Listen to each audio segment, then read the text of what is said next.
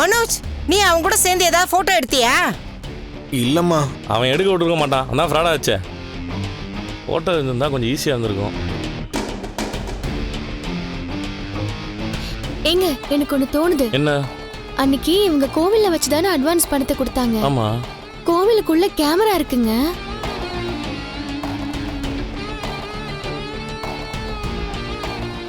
ஆமால இருக்கும்ல. கோவில் ஆபீஸ்ல போய் கேட்டா அந்த வீடியோ தருவாங்க. சூப்பர் மீனா, செம்ம ஐடியா.